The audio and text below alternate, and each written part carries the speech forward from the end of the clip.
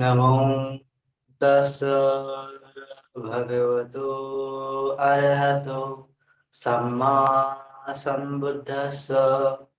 नमो तस् भगवतो अरहतो सम्मा सम्बुद्धस्स। नमो तस् भगवतो अरहतो सम्मा सम्बुद्धस्स।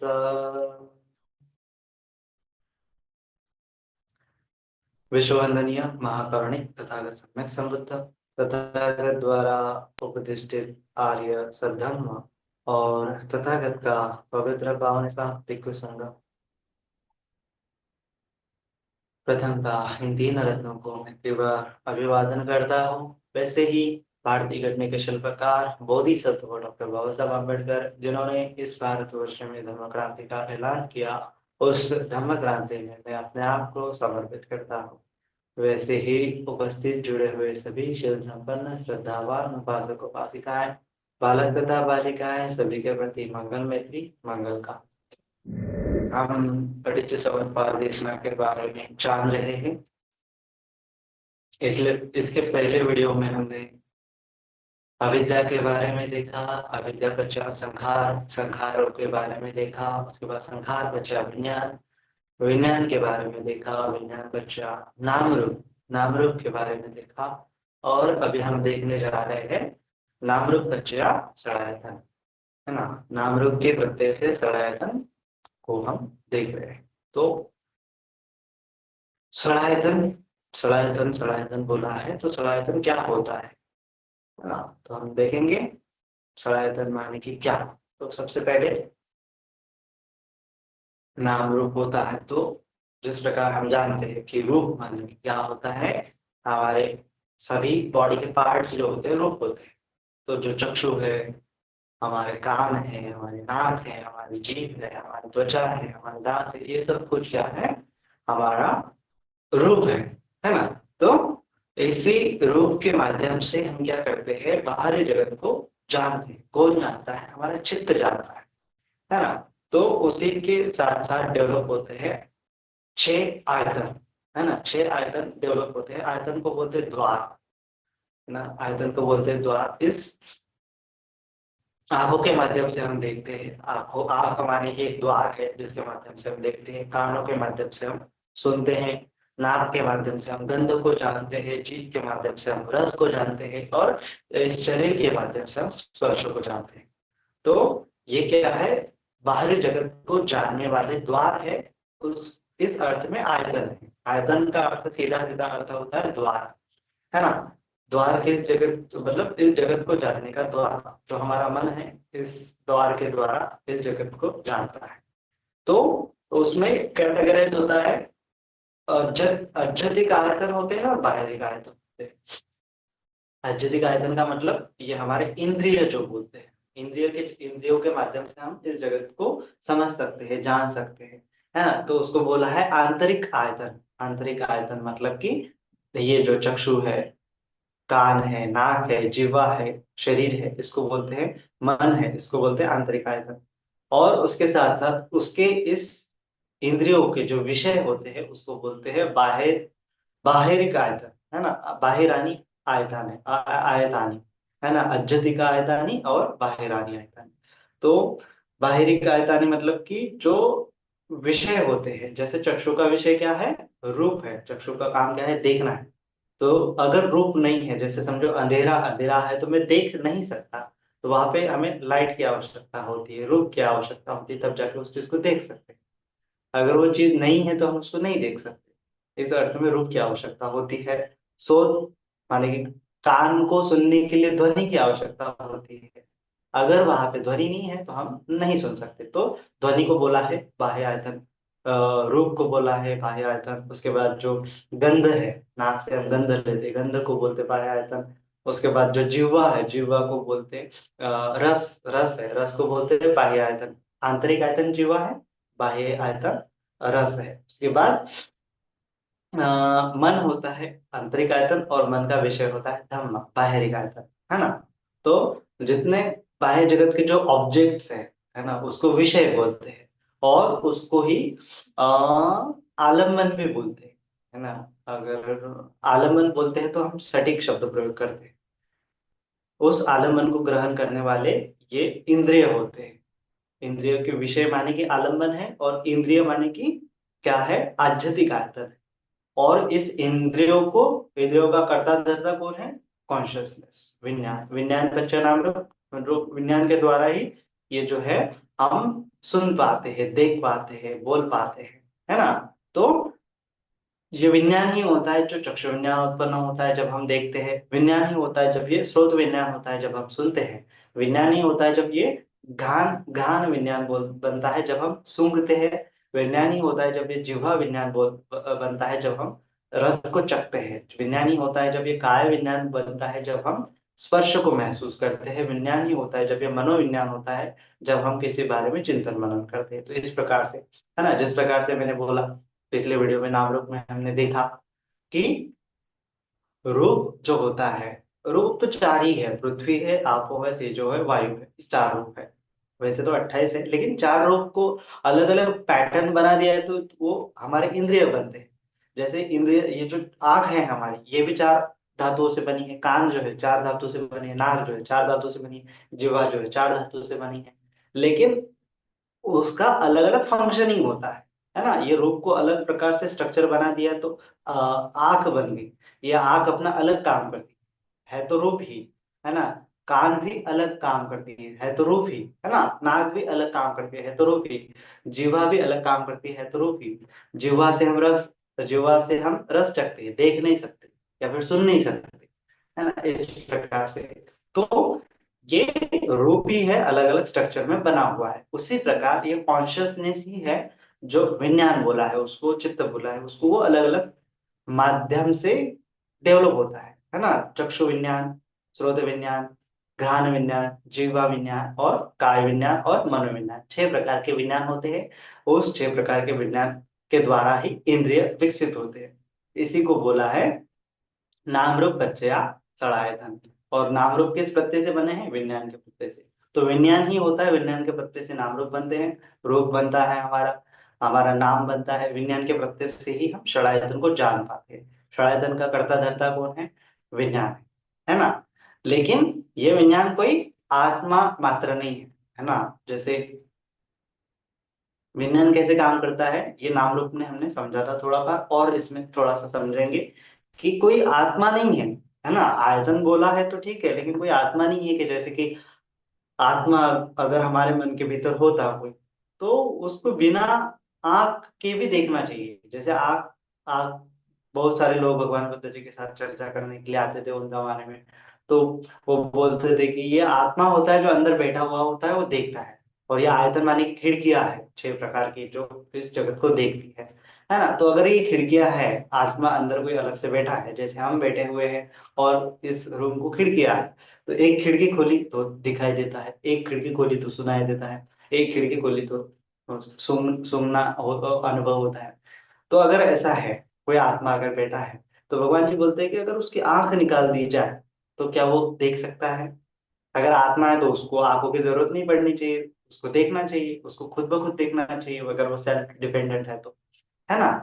कान में अगर कान निकाल दिया जाए तो उसको सुनना आना चाहिए। नाक निकाल दिया जाए तो उसको सूंघना आना चाहिए। जीभ निकाल दिया जाए तो उसको टेस्ट होना आना चाहिए। लेकिन ऐसा नहीं होता है ना। जिसकी आंख नहीं है, चाहे लाख कोशिश कर दे, वो आत्मा ऐसे देखता नहीं है बिना आंख के, है ना। तो इस प्रकार से भगवान जी ने समझाया है कि ये आत्मा आत्मा होती कुछ नहीं है, ये विज्ञान होता है, ये चित्त होता है।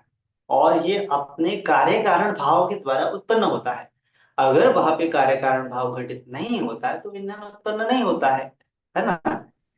इस अर्थ में विज्ञान जो है कार्य कारण भाव पर टिका हुआ है, दूसरे आयतन पर टिका हुआ है, रूप पर टिका हुआ है। इस अर्थ में वो दूसरी चीज पर डिपेंड है। इस अर्थ में वो सेल्फ इंडिपेंडेंट नहीं है। वह अपने आप उत्पन्न नहीं होता है, किसी दूसरी चीज के कारण उत्पन्न होता है ना। जैसे चक्षु नहीं है तो चक्षु विज्ञान उत्पन्न नहीं हो सकता। कान नहीं है तो शब्द विज्ञान, श्रोत विज्ञान वहां पे उत्पन्न नहीं हो सकता, है ना। तो ये जो विज्ञान है ये रूप पे डिपेंड है, रूप पे टिका हुआ है, ये रूप भी नाम पे टिका हुआ है ना। इस अर्थ में अन्य अन्य मन्य बच्चे है, लेकिन एक दूसरे पे निश्रित है, किसी दूसरी चीज पर निर्भर होने के कारण उसको आत्मा नहीं बोला है। आत्मा का मतलब वो जो किसी चीज पर निर्भर नहीं होता है, लेकिन जो विज्ञान है वो दूसरी चीज पर निर्भर होता है, इसीलिए उसको आत्मा नहीं बोला है ना। तो ये जो धातु होते हैं, इन धातुओं के द्वारा विज्ञान की उत्पत्ति होती है। जैसे स्रोत है ना, जैसे क्या है यहाँ पे, जो कान भी होना अनिवार्य है, उसके बाद शब्द भी होना अनिवार्य है, और उसके बाद वहां पे स्रोत विज्ञान भी होना अनिवार्य है। ये तीन चीजें है, तो वहां पे जो चक्षु विज्ञान स्रोत विज्ञान है वो कार्य करने लगता है, अदरवाइज वो कार्य करने नहीं लगता। मनोविज्ञान जो है वो कार्य करने लगता है, अदरवाइज मनोविज्ञान कार्य नहीं करता, मन वहां पे कार्यरत नहीं होता है ना। आंख होनी चाहिए, बाहरी रूप होना चाहिए, इन दोनों का स्पर्श होना चाहिए, उसके बाद उसमें कॉन्शियसनेस भी होना चाहिए, तब जाके वहां पे स्पर्श होता है, स्पर्श उत्पन्न होता है, और वहां पे मन जो है जानने की प्रक्रिया संभव करता है। अदरवाइज मन जानने की प्रक्रिया संभव नहीं कर पाता है ना। इसीलिए ये तीन चीजें जब तक इन तीन चीजों का संयोग नहीं होता, तब तक हम बाहरी जगत को नहीं जान पाते, वहां पे आयतन वहां पे घटित नहीं होता है। फॉर एग्जाम्पल, जो बचपन में गूंगे लोग होते हैं, सुन नहीं पाते, वो बोल भी नहीं पाते, मैंने पिछली बार उदाहरण दिया था। तो उनके कान पर कभी शब्द उन्होंने सुने नहीं है, तो शब्द का उच्चारण कैसे करेंगे उनको पता नहीं है। आ ई ई क ख ग घ ए बी सी डी उन्होंने कभी सुना ही नहीं है, उसका प्रोनाउंसिएशन कैसे करना है वो उनको पता नहीं है। तो वो आ उ ऐसे आवाज निकालते हैं, लेकिन उसका कुछ बे मतलब मीनिंग नहीं होता, उनको शब्द का कभी मीनिंग नहीं पता होता, क्योंकि वहां पे जो वॉइस कॉन्शियसनेस भी बोल सकते हैं वो डेवलप नहीं होती है। वहां पे जो बोलने का विज्ञान है वो क्या होता है, विकसित नहीं हो पाता है। क्यों नहीं हो पाता है, क्योंकि बोलने के विज्ञान के लिए जो मटेरियल की आवश्यकता है वो वहां पे उत्पन्न नहीं होती है। तो अगर कोई बोलता है कि आत्मा है, तो उसको बोलना आना चाहिए, अपने आप बोलना आना चाहिए, लेकिन ऐसा नहीं होता है। बोलने की प्रक्रिया दूसरी चीज पर डिपेंड है, सुनने के पर डिपेंड है ना। इस अर्थ में एक दूसरे पर डिपेंड होने के कारण वहां पे आत्मा नहीं है, और एक दूसरे पर डिपेंड होने के कारण ही ये विज्ञान उत्पन्न होता है, मनोविज्ञान उत्पन्न होता है। अदरवाइज वो जो वॉइस कॉन्शियसनेस है, वॉइस का मनोविज्ञान है, वहां पे उत्पन्न नहीं हो पाता, बोलने का मनोविज्ञान वहां पे उत्पन्न नहीं हो पाता, क्योंकि वो सुनने पर डिपेंड, सुनना ही नहीं घटित होता तो बोलने की प्रक्रिया भी घटित नहीं होती। तो इस अर्थ में नाम रूप पश्य सलायतन है, नाम रूप भी होना चाहिए, और कि सलायतन, सलायतन मतलब कि उसका एक पद्धत है ना। बाहरी आलम्बन भी होने चाहिए, आंतरिक आलम्बन भी होने चाहिए, और वहां पे विज्ञान भी उस प्रकार का होना चाहिए, और तब जाके मनोविज्ञान डेवलप होता है, और मनोविज्ञान के माध्यम से हम इस जगत को जानते हैं, है ना। मन मन मन को अलग प्रकार से इंद्रिय बोला है, मन को भी अलग प्रकार से इंद्रिय बोला है बहुत बार। तो किस प्रकार से है ये मन एक इंद्रिय, तो जैसे आयतन है, आयतन है, आयतन के माध्यम से हम जगत को जानते हैं, है ना। तो चक्षु के माध्यम से हम रूप को जानते हैं। कैसे जानता है मन, तो वो चक्षु से, चक्षु विज्ञान से उस रूप को पकड़ता है, उस रूप का डेटा जो है पकड़ता है, स्रोत विज्ञान से शब्द का डेटा पकड़ता है। इस अर्थ में उसको आलम्बनिका भी बोला, चित्त को बहुत बार आलम्बनिका भी बोला है, और आलम्बन को ग्रहण करती है, इस अर्थ में आलम्बनिका है, बाहरी आलम्बन को ग्रहण करती है, इस अर्थ में आलम्बनिका है। तो ये जो चक्षु विज्ञान की आलम्बनिका है वो रूप आलम्बन को ग्रहण करती है ना। स्रोत विज्ञान की आलम्बनिका जो है, चित्त जो है वो शब्द को ग्रहण करती है, शब्द आलम्बन को ग्रहण करती है ना। नाक विज्ञान की आलम्बनिका गंध विज्ञान को ग्रहण करती है ना। तो इस अर्थ में बाहरी आलम्बन को ग्रहण करते हैं, तो वह आलम्बनिका होती है। तो मन भी जो है एक आलम्बन को ग्रहण करता है ना। मन का स्वभाव होता है आलम्बन को पकड़ना, और आलम्बन में चिंतन मनन करना, है ना। तो उसीलिए मन को अलग इंद्रिय बोला है ना। जैसे एक एक इंद्रिय का काम होता है, जैसे हाथ से मैं किसी चीज को पकड़ सकता हूँ, है ना, हाथ से मैं किसी चीज को पकड़ सकता हूँ, तो ये इंद्रिय है। भले ही उसको हम क्या बोलते हैं, उसको स्पिरिचुअल इंद्रिय, आध्यात्मिक इंद्रिय नहीं बोलते, लेकिन बाहरी इंद्रिय बोलते हैं, जो कुछ पकड़ने का काम करती है, कुछ ग्रहण करने का काम करती है। तो ये हाथ से मैंने कुछ तो भी ग्रहण किया है, तो इस प्रकार से इंद्रिय एक एक अपने अपने जो आयतन होते हैं उसको ग्रहण करते हैं, अपने अपने आलम्बन होते हैं उसको उसको ग्रहण करते हैं, है ना। तो मन क्या करता है, मन जो आलम्बन से आए हुए इंद्रियों के आए हुए विषय है उसको कलेक्ट करता है, और फिर बाद में उसको पकड़ता है और उसके ऊपर प्रोसेसिंग करता है। फॉर एग्जाम्पल, जैसे हम कहीं कल कभी कहीं कहीं किसी जगह पे घूमने गए, तो अभी हम अगर उसको रिमेम्बर करते हैं, तो रिमेम्बर करते हैं तो हम देखते हैं कि हाँ कल मैं गार्डन में गया था, फिर वहां पे कुत्ता था वो मेरे पीछे पड़ा हुआ था, है ना। तो वो अभी वो प्रक्रिया घटित नहीं हो रही, वो तो पास्ट है ना। पास्ट के मेमोरीज को अभी वर्तमान में मन ने पकड़ लिया है ना, उस मेमोरीज को पकड़ लिया है, और उसमें फिर चिंतन मनन चालू हो गया है ना। तो उस विषय को पकड़कर उसमें चिंतन मनन चालू करने के स्वभाव होने के कारण मन जो है अपने आप में अलग इंद्रिय बोला है ना। जो डेटा हमने कलेक्ट किया है अलग अलग इंद्रियों के माध्यम से, उस डेटा के ऊपर प्रोसेसिंग करते हुए उसको रिस्टोर करता है, कहीं तो भी स्टोर करता है, उस स्टोरेज को भी फिर पकड़ लेता है ना। मतलब कि मन अपने आप को ही जानता है और अपने आप को ही चिंतन मनन करने की उसमें क्षमता है ना। अपने आप को ही जानने की और अपने आप में ही चिंतन मनन करने की क्षमता होने के कारण मन जो है एक अलग इंद्रिय है ना। तो मन मन जिस मन मन मन जिस विषय को आलम्बन को पकड़ता है उसको धम्म बोलते हैं। मन का आलम्बन क्या है, धम्म है। मतलब कि मन पकड़ता है तो उसमें चिंतन मनन करता है। चिंतन मनन करना, विचार उत्पन्न करना, वितर्क करना, उसकी प्रॉपर्टीज को जानना, यह क्या है, धम्म के अंतर्गत सब कुछ आता है ना। उसको धम्म बोला है। धम्म माने कि धम्म के अलग अलग अलग अलग जगहों पर अलग अलग मीनिंग है। तो मन का आलम्बन धम्म है, तो उसका मीनिंग क्या है, चिंतन मनन वितर्क विचार कर, है ना। धम्म के अलग अलग अर्थ होते हैं, तो यहाँ पे मेन अर्थ यही है कि जो मन जो जो भी चीज ग्रहण करता है उसको धम्म बोलते हैं, है ना। मन जो भी चीज ग्रहण करता है उसको धम्म बोलते हैं, इस अर्थ में धम्म है। मन उस पर चिंतन मनन करता है, चेतना उत्पन्न करता है, उस पर थॉट प्रोसेसिंग करता है, उसको स्टोरेज करता है, उसकी प्रॉपर्टीज को जानता है, ये सभी क्या है, धम्म है ना। तो धम्म का यहाँ पे मोटा मोटा अर्थ यही है कि मन जो ग्रहण करता है उसको धम्म बोला है। प्रॉपर्टीज ग्रहण करता है बेसिकली मन, है ना। उसमें चिंतन मनन करता है, कैलकुलेशन करता है, उस सबको धम्म बोला है। वितर्क विचार करता है, उस सबको धम्म बोला है। तो किसी चीज को जानने की प्रक्रिया कैसे घटित होती है हमारे माइंड में, तो वैसे बेसिकली रूप आता है।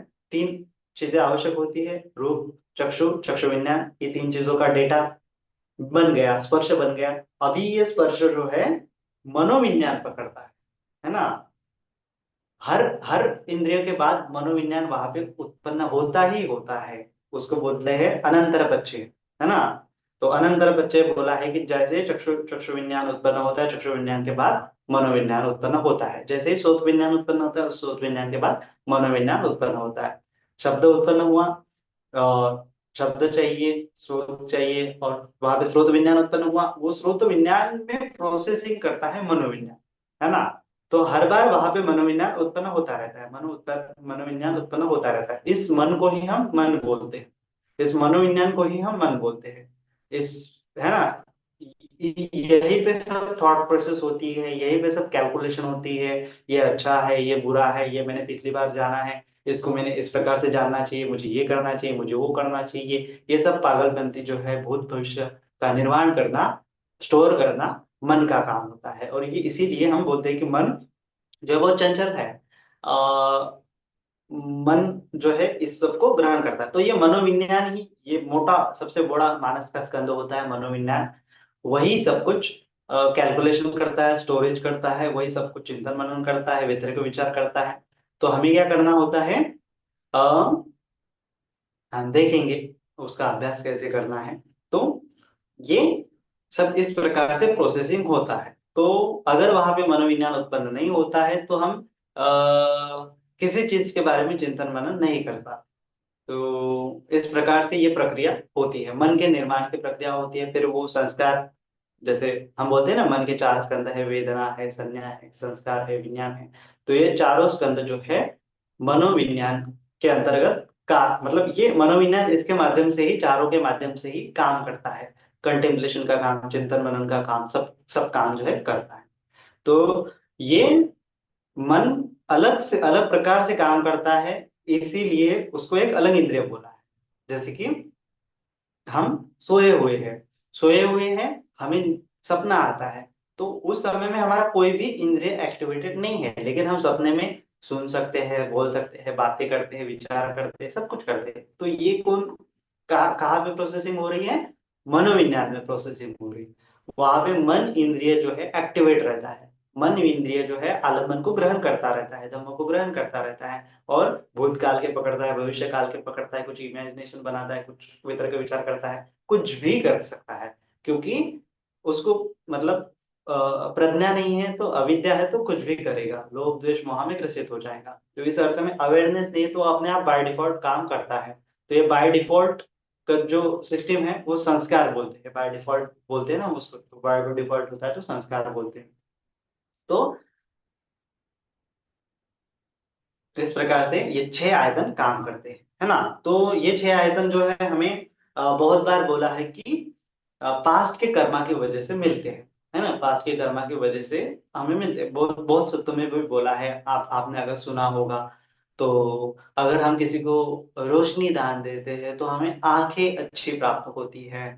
अगर हम सच्चाई बोलते हैं तो हमें अच्छा ध्वनि प्राप्त होता है।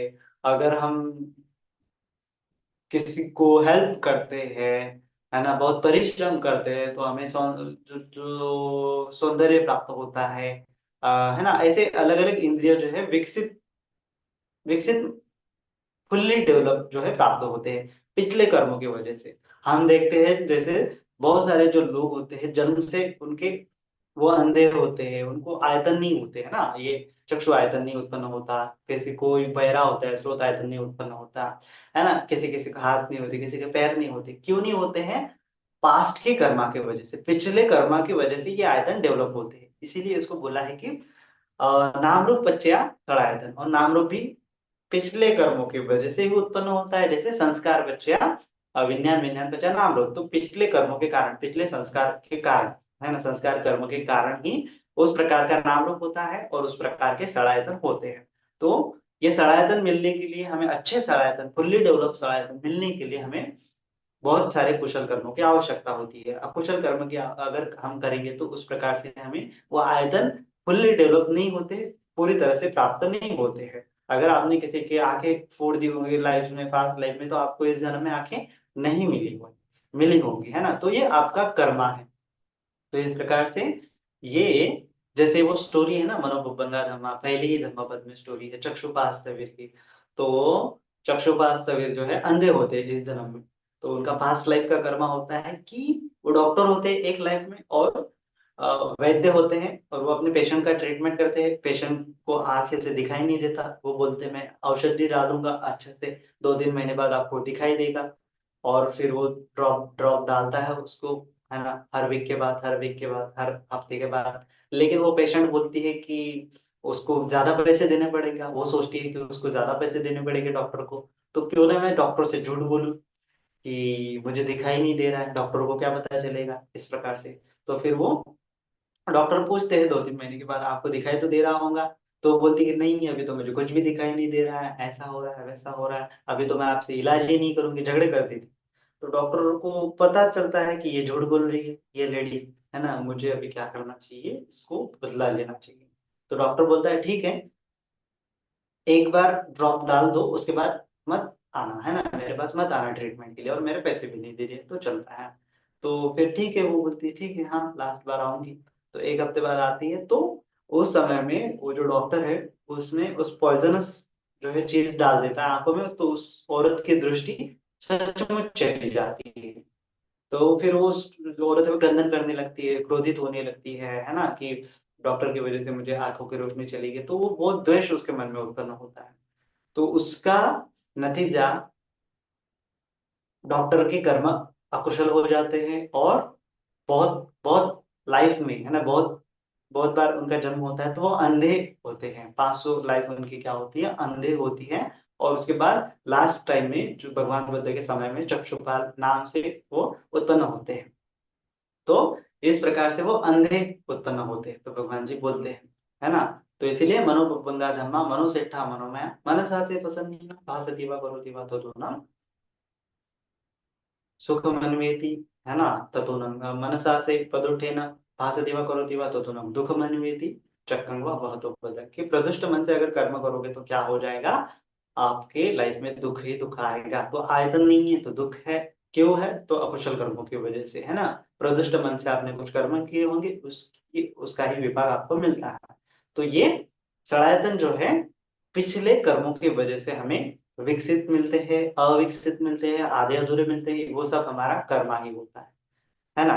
और लेकिन इसमें वर्तमान में कैसे हम कर्म बनते हैं, तो है ना, पास्ट लाइफ में तो हमें पास्ट लाइफ के कर्मों की वजह से तो हमें ये बॉडी मिली है। जैसे भगवान बुद्ध जी का हम रूप देखते हैं, उनकी बॉडी देखते हैं तो इतनी सौंदर्य है उनका शरीर, एकदम एक एक इंद्रिय एकदम व्यवस्थित है ना, पूरा एकदम परफेक्ट है। तो ये परफेक्शन कैसे आया है उनको, 4 असंख्य 1 लाख पारमिता पूरी करने के बाद आया हुआ है, ऐसे ही नहीं आया हुआ है। इसीलिए वो सुंदर दिखते हैं, इसीलिए वो क्या है, उनका जो रूप है, उनका सड़ायतन है वो परिपूर्ण है ना, 32 लक्षणों से युक्त है। लेकिन साधारण लोगों में हम जैसे साधारण लोगों में क्या होता है, कुछ कर्मों की वजह से, अकुशल कर्मों की वजह से हुआ हुआ, तो हमारे जो रूप है और सड़ायतन है उस प्रकार से मिलते हैं हम, है ना। तो इस प्रकार से पिछले चेतना के कारण, पिछले कर्मों के कारण हमें वो प्राप्त होता है। लेकिन हम न्यू कर्मा कैसे फॉर्म करते हैं, न्यू कर्मा भी हम ये षडायतन की साथ ही बनाते हैं और ये नाम और रूप के साथ ही बनाते हैं, है ना। तो न्यू कर्मा, नए कर्म हम कैसे बनाते हैं, तो जो कुछ भी हमने रूप देखा उसमें लिप्त हो जाना, जो हमने सुना उसमें लिप्त हो जाना, उसमें राग उत्पन्न करना, उसमें द्वेष उत्पन्न करना, उसमें मोह उत्पन्न करना, ये क्या है, नए कर्म है। ये षडायतन के माध्यम से, ये काया के माध्यम से, इस मन के माध्यम से हम नए कर्म बनाते हैं। तो नए कर्म का मतलब क्या होता है, काया वाचा मन के द्वारा हम कुछ लोभ द्वेष मोह युक्त स्वभाव से चिंतित चेतना उत्पन्न करते हैं, कार्य करते हैं, कर्म करते हैं, तब जाके हमारे वो नए कर्म होते हैं। तो इस प्रकार से हमें पुराने कर्म और नए कर्मों को देखना है ना। सड़ायतन पच्चय, सॉरी, चलो, नाम रूप पच्चय सड़ायतन, है ना, या फिर संस्कार पच्चय नाम रूप पच्चय सड़ायतन। और उसके बाद नए कर्म कैसे होंगे, सड़ायतन पच्चय फस, है ना। नए कर्म का पैटर्न क्या बनेगा, ये तो पास्ट पास्ट कर्मा की वजह से हमें सड़ायतन तक आ गए। अभी नए कर्म कैसे बनेंगे, सड़ायतन के बाद जो स्पर्श होगा, स्पर्श के बाद जो वेदना होगी, वेदना के बाद जो तृष्णा होगी, तब जाके हमारे नए कर्म बनेंगे। तृष्णा के बाद जो हम उपादान बनेंगे, नए कर्म बनेंगे। उपादान के बाद जो भव की चिंता करेंगे, तब नए कर्म बनेंगे। तब जाके ये नए कर्म फिर अगले वाले जाति, अगले वाले जन्म के लिए कारणीभूत होगी। तो इस प्रकार से ये जो षडायतन है ये मिडल में है ना, पास्ट लाइफ की वजह से परिपूर्ण है, अपरिपूर्ण है, जैसे है वैसे है, और पास्ट कर्मा की वजह से जैसे है वैसे है। अभी इसके द्वारा जो हम स्पर्श और इस जगत को जानते हैं, तब जाके इस जगत में व्यवहार करते हैं, तब जाके हमारे नए कर्म जो है बनते हैं। भगवान जी ने बताया सब्ब सुत्त है संयुक्त निकाय में, उसमें भगवान जी ने समझाया है कि यह तड़ायतन ही सब कुछ है। इस सड़ायतन के माध्यम से ही हम इस जगत को जानते हैं। इस सड़ायतन के माध्यम से ही हमें लोभ उत्पन्न करने का विचार आता है, द्वेष उत्पन्न करने का विचार आता है, मोह उत्पन्न करने का विचार आता है। जो कुछ भी हम जानते हैं, समझते हैं, विचार करते हैं, कल्पना करते हैं, वो सब सड़ायतन के अंतर्गत ही आते हैं, है ना। तो सड़ायतन है तो ही हम हैं, सड़ायतन है तो ही हमारा अस्तित्व है, सड़ायतन है तो ही इस जगत का अस्तित्व है, सड़ायतन है तो ही इस जगत को हम जान पाते हैं। इसीलिए उसको सब्ब बोला है ना। सब्ब माने कि सब कुछ, परिपूर्ण, सब माने कि इस जगत को जानने का जो कुछ भी है वो सड़ायतन के माध्यम से ही होता है। सड़ायतन के अलावा अगर आप किसी चीज को खोजेंगे इस जगत में, भगवान जी ने समझाया है कि सड़ायतन के अलावा अगर आप किसी चीज को पॉइंट आउट करोगे, किसी कल्पना, किसी विचार, किसी किसी भी चीज को अगर पॉइंट आउट करोगे, तो वो अस्तित्व में ही नहीं है। जो कुछ भी अस्तित्व में है वो षडायतन के अंतर्गत ही आता है, षडायतन के बाहर नहीं आता है ना। षडायतन के बाहर अगर आप किसी चीज को डालने की कोशिश करोगे तो भगवान जी बोलते हैं सब्बा सूत्र में कि वो व्यक्ति सोचने की अगर कोशिश करेगा तो वो कंफ्यूज हो जाएगा, पागल हो जाएगा, उसको कुछ मिलेगा नहीं, है ना। तो वो जो ईश्वर आत्मा ये सब क्या है, सनातन के भीतर ही मन की कल्पना मात्र है, मन के विचार मात्र है, तर्क वितर्क मात्र है।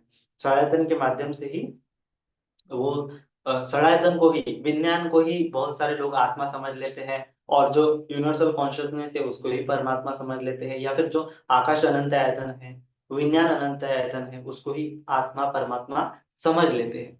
ये समझना मात्र है। इसीलिए भगवान जी ने ब्रह्मजाल सूत्र में समझाया है कि किस प्रकार से लोग आत्मा को मानते हैं, किस प्रकार से आत्मा की दृष्टि उत्पन्न होती है, किस प्रकार से परमात्मा की दृष्टि उत्पन्न होती है ना। तो ये चिंतन मनन के विषय है। ये केवल वितर्क विचार के क्षेत्र के ही अंतर्गत आता है। वितर्क विचार कौन करता है? मन करता है। तो मन के क्षेत्र के ही अंतर्गत ये सब हमारी कल्पनाएं, हमारे आस्थाएं, हमारे विचार, हमारे वितर्क, ये सब कुछ हम जितना जानते हैं वो सब कुछ सनातन के अंतर्गत ही आता है। सनातन के बाहर हम कुछ भी नहीं है, ऐसा भगवान जी बोलते हैं। तो इसीलिए जो भी जगत है, जो भी कुछ हमारा अस्तित्व है, जो भी कुछ भी जानना होता है, जो कुछ भी पहचानना होता है, जो कुछ भी अनुभव होता है, जो कुछ भी साक्षात्कार होता है, जो कुछ भी विजडम होता है, जो कुछ भी है, वो सब कुछ सनातन के भीतर ही होता है ना। तो इसीलिए सनातन को अच्छे से समझना बहुत आवश्यक है। अगर हम सनातन को नहीं समझेंगे, सनातन का अभ्यास हम अच्छे से नहीं करेंगे, तो हम विपස්සना की प्रैक्टिस नहीं कर पाएंगे, है ना। तो इसीलिए हमें सनातन को अच्छे से समझना बहुत आवश्यक है। हाँ, तो भगवान जी ने समझाया है कि ये सनातन के अंदर भी कुछ नहीं है और सनातन के बाहर भी कुछ नहीं है। मतलब कि जो आत्मा कहने लायक कुछ भी नहीं है ना, और परमात्मा लेने कहने लायक भी कुछ नहीं है। ये केवल क्या है? शून्य है। मतलब कि ये एक ऐसे रिक्त जगह है ना। इसको बोला है कि एक रिक्त गांव है। मतलब कि जैसे एक ऐसी उपमा दी है कि एक माने कि ऐसा गांव है कि जहाँ पे लोग नहीं रहते, है ना। लोग नहीं रहते, सब लोग कहीं और शिफ्ट हो गए, पूरी तरह से गांव पड़ा हुआ है। और उस गांव को देख के जो चोर है, वो चोर क्या बोलते हैं कि आ, चोर सोचता है कि मैं इस गांव में चोरी करूंगा। तो ऐसे गांव में, जिस गांव में कोई लोग रहते नहीं है, वो सब गांव छोड़ छाड़ के चले गए, जैसे कोई अकाल के कारण, किसी चीज के कारण वो वहां से चले गए। तो चोर अगर उस गांव में आएंगे, उस गांव में चोरी करने के लिए, डाका डालने के लिए आएंगे, तो उनको वहां पे कुछ मिलेगा ही नहीं, है ना। क्योंकि लोगों ने वो पूरा गांव छोड़ दिया, गांव खाली कर दिया। तो साहजिक ही है कि लोग अपने साथ वो उनकी प्रॉपर्टीज भी लेके गए होंगे, कुछ है ना, मौल्यवान चीजें हैं, डेली नीड्स की चीजें हैं, वो भी लेके गए होंगे। उस गांव में कुछ बचा ही नहीं रहा। तो उस प्रकार से जो चोर होते हैं, वो वहां पे उस गांव में आएंगे तो उनके हाथ में कुछ नहीं लगेगा, उनके हाथ में निराशा ही लगेंगी। इस प्रकार से ये जो है, ये जगत जो है, एक बाहरी आयतन जो है, बाहरी आयतन क्या है? एक खाली पड़े सुनसान गांव की तरह है, उसमें कुछ है ही नहीं। और चोर माने की जो आंतरिक आयतन है, वो जो है इस जगत को ग्रहण करना चाहता है, इस जगत से सुख बटोरना चाहता है। लेकिन इस जगह, इस बाहरी आयतन में कुछ सुख है ही नहीं, है ना। आंतरिक आयतन चाहता है कि सुख मिले, लेकिन बाहरी आयतन में कुछ है ही नहीं, है ना। तो इस प्रकार से हमारा मन जो है बाहरी आयतन में लगा रहता है, लगा पड़ा रहता है। इस आयतन से मुझे सुख मिलेगा, उस आयतन से मुझे सुख मिलेगा। तो हम बाहरी मटेरियलिस्टिक चीजें जो है क्या बोलते हैं, बटोरते रहते हैं, है ना। अच्छा अच्छा म्यूजिक सुनते हैं, अच्छा म्यूजिक के लिए अच्छे स्पीकर लेते हैं, अच्छे हेडसेट लेते हैं, अच्छा स्पर्श मिले इसलिए अच्छे कुशन लेते हैं, अच्छा सोफा लेते हैं, लग्जरियस कार लेते हैं, अच्छा परफ्यूम लेते हैं, नाक आयतन को संतुष्ट करने के लिए, जीवा आयतन संतुष्ट करने के लिए अच्छे अच्छे टेस्ट लेते हैं। लेकिन ये सब क्या है? खाली खोखले गांव की तरह है। आनंद बंधु जी ने एक उपमा दी थी एक सूत्र में, मध्यम निकाय में है एक सूत्र। तो उसमें आनंद बंधु जी ने, आनंद कबीर ने कहा था कि ये एक जो ये जगत है, ये कैसा है? एक माने एक कुत्ता होता है, वो कुत्ता क्या करता है? एक मांस नहीं है, उस हड्डी को चबाता है ना, और उस हड्डी से रस सेवन करता है ना। तो जो कुत्ता जो है हड्डी को चबाता है, तो उस हड्डी को ना तो रक्त है ना तो मांस है, फिर भी कुत्ता बड़े चाव से उसको चबाता है और वो रस उसका ग्रहण करता है। तो उस रस उसका मुंह का ही लाड़ होता है और फिर उसमें खून निकलता है और वो खून को चूसता है। तो बेसिकली वो खून जो है उसके जीभ का ही होता है। जीभ जो हड्डी के नीचे आती है, दांत के नीचे आती है, उससे अ, उससे वो खून निकलता है। तो वो कुत्ता सोचता है कि ये हड्डी से खून निकल रहा है और फिर उसको चूसते जाता है, चूसते जाता है, चूसते जाता है, फोड़ते जाता है, उससे रस ग्रहण करने की कोशिश करता है। तो इस प्रकार से हमारा मन भी जो है बाहरी आयतनों से ये रस ग्रहण करने की कोशिश करता है। तृष्णा है ना, रस तृष्णा, स्वाद, आस्वाद ग्रहण करने की कोशिश करता है। लेकिन ये बाहरी आयतन भी क्या है, उस हड्डी के समान है, उसमें कुछ भी मांस नहीं है, कुछ भी रक्त नहीं है, कुछ भी रस नहीं है, ये पूरा खाली है। हमारा मन ही उसमें लिप्त हो जाता है और हमारा मन ही रस सेवन करता है। मन ही क्या करता है, मनोबुद्धंगा, मन ही जाता है, मन ही लिप्त जाता है। फिर जिस प्रकार से कुत्ता जो है खुद ही खाता है, खुद ही हड्डी को चोपता है, खुद ही उसकी जीभ से रक्त निकलता है और वो खुद ही रक्त को सेवन करता है और उसको लगता है कि ये सब मुझे उस हड्डी से मिल रहा है, लेकिन हड्डी में कुछ भी स्वाद मात्र नहीं होता है ना। तो इस प्रकार से हम इस जगत को हाँ समझना है कि हमने हमें भगवान जी ने समझाया कि रस कुछ भी नहीं है, खाली है, पूरा खोखला है। तो हमें उस प्रकार से इन आयतनों का अभ्यास करना है ना। जब तक हम इन आयतनों का इस प्रकार से अभ्यास नहीं करेंगे तब तक क्या होगा, हमारी तृष्णा जो है बढ़ती चली जाएंगी, बढ़ती चली जाएंगी। इसीलिए भगवान जी ने जो पटिच्च समुप्पाद समझाया है कि समझना है कि जब जब भी तुम्हारी आयतन उत्पन्न होगी, आयतन के साथ अच्छा स्पर्श आएगा, अच्छी वेदना आएगी, तब तक मन जो है उसमें रस ग्रहण करेगा, उपादान ग्रहण करेगा, मतलब चाहिए चाहिए आस्वाद ग्रहण करेगा। और आस्वाद अगर परिपूर्ण हो जाता है, मिलता नहीं परिपूर्ण कभी कभी, तो दुख मिलता है ना।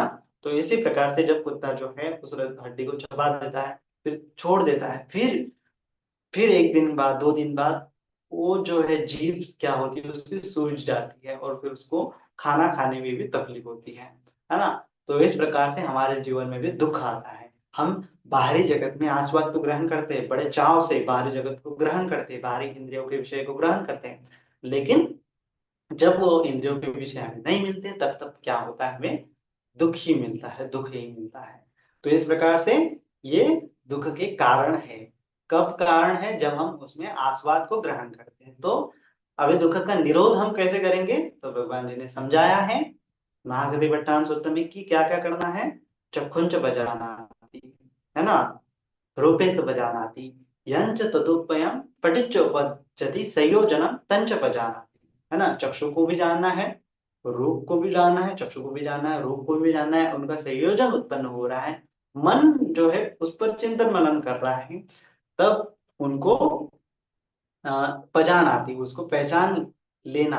तो पहचान लेना क्या है, हम हमारे जो जो साधना जो है, साधना जो है इससे ही शुरुआत होती है। किससे शुरुआत होती है, स्मृति से बजाना, बजानाती मतलब कि स्मृति के साथ शुरू होता है। तो स्मृति रहना सबसे क्या है, हम्म, स्मृति रहना क्या है, सबसे आवश्यक है। आतापि संपजानो सती माँ, है ना, विनय लोके अभिज्ञा दो मनसा। तो विनय लोके अभिज्ञा दो मनसा तो ठीक है, लेकिन स्मृतिमान रहना ये सबसे पहला आवश्यक, ये आवश्यक उपाय है कि जिससे हम दुख का निरोध कर सकते हैं। तो जब जब भी संयोजन उत्पन्न होता है, संयोजन माने कि जो हमें बांधने का काम करता है, क्या बांधने का काम करता है हमें, अच्छा रूप हमें बांधने का काम करता है, अच्छा ध्वनि हमें बांधने का काम करता है, अच्छा गंध हमें बांधने का काम करता है, अच्छा रस हमें बांधने का काम करता है, अच्छा स्पर्श हमें बांधने का काम करता है, अच्छी कल्पना हमें बांधने का काम करते हैं, अच्छे विचार हमें बांधने का काम करते हैं, अच्छा, है ना, अच्छा वितरक विचार हमें बांधने का काम करता है। तो ये सब कुछ भी हमें बांधने का काम करता है। तो हमें इन संयोजनों में लिप्त नहीं होना है, इन संयोजनों के प्रति स्मृतिमान रहना है ना। तो जब जब हम स्मृति की भावना करेंगे तब तब क्या होगा, हम जानेंगे कि जब मैं उसमें लिप्त हो रहा हूं तब तब दुखी हो रहा हूं, जब जब मैं इसमें लिप्त नहीं होता तब तब मैं दुख से बाहर हो रहा हूँ। तो इस प्रकार से ये संयोजन है, वो क्या है, अनित्य है, ऐसा हमें अभ्यास करना चाहिए। जब जब हम उसमें लिप्त होते चले जाएंगे तो वो संयोजन बढ़ता चला जाएगा। जैसे किसी अच्छे रूप को देख लिया, किसी युवती को देख लिया और उसके बारे में बार बार चिंतन मनन कर दिया, तो वो बहुत देर तक हमारे माइंड में रहेंगी।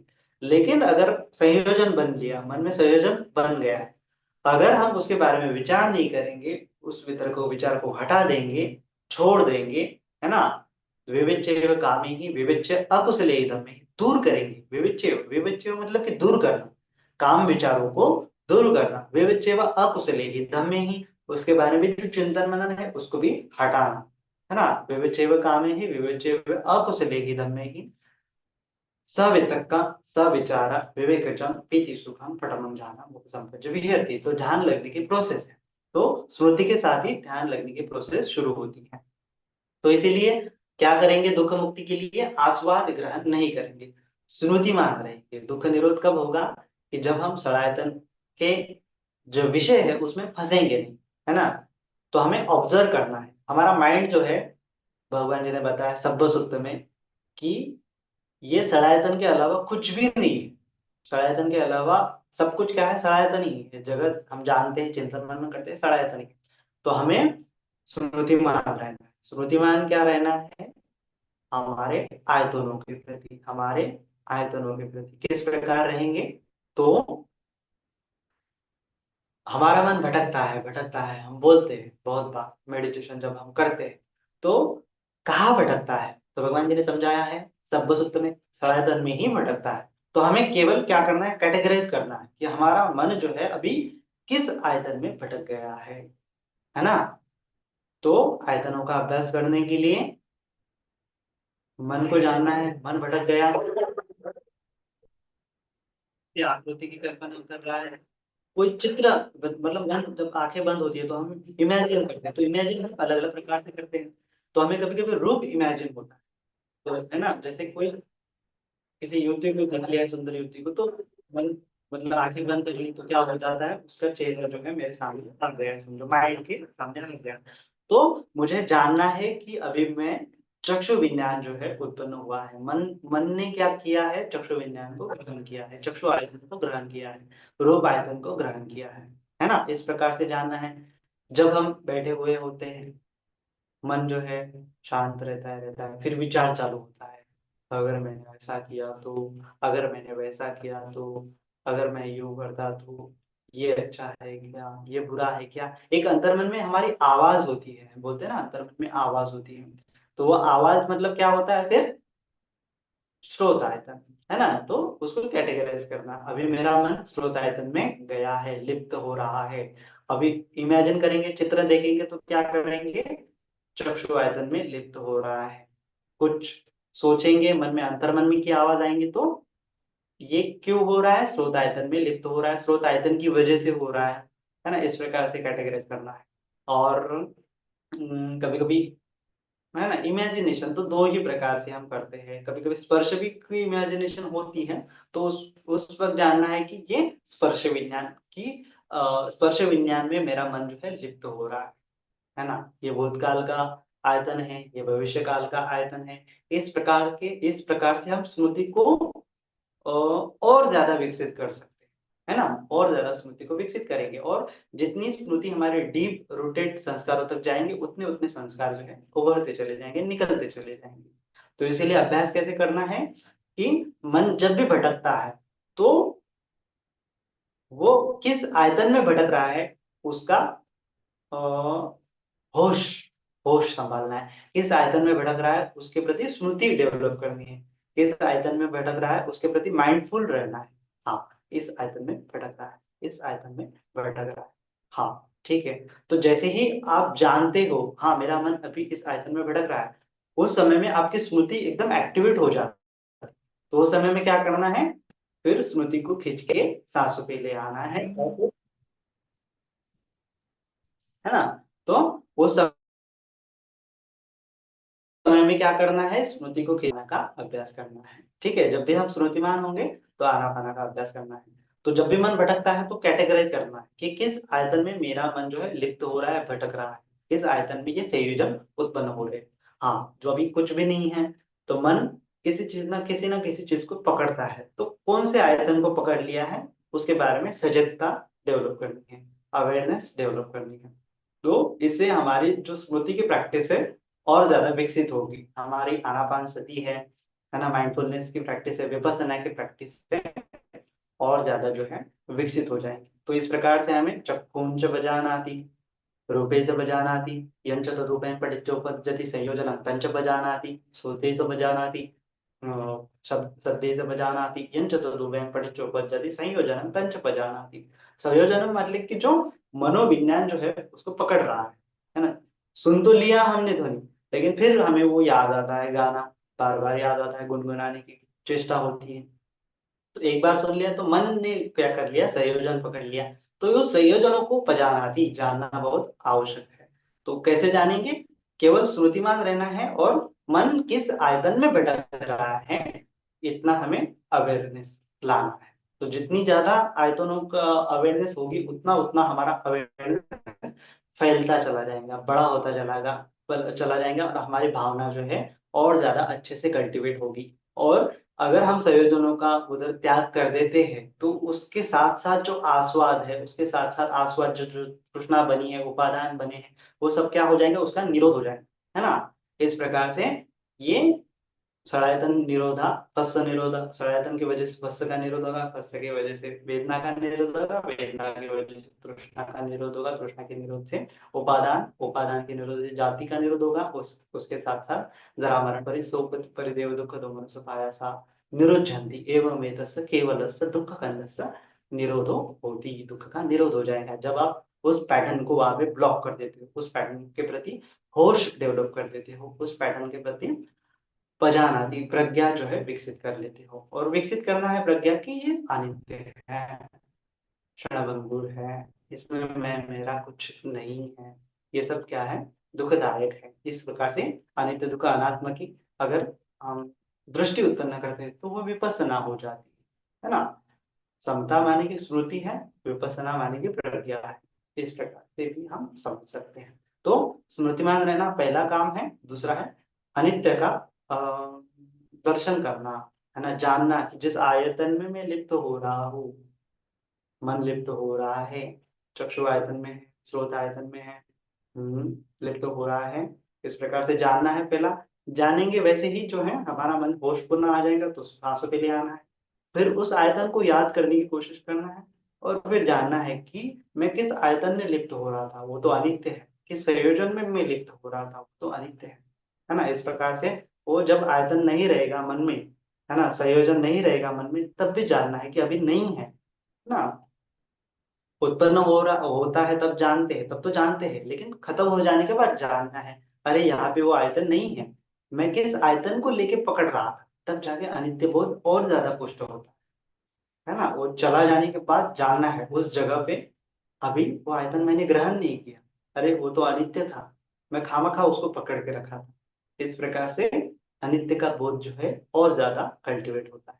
तो दो चीजें करनी है, स्मृतिमान ज्यादा रहना है और अनित्य का दर्शन करना है। तो इससे सब सब सब सूत्र के अकॉर्डिंग सभी जगहों पे हमारी प्रैक्टिस, हमारी स्मृति जो है बिखर जाएगी, सभी अंगों से हम अच्छे से स्मृतिमान होने का अभ्यास कर पाएंगे।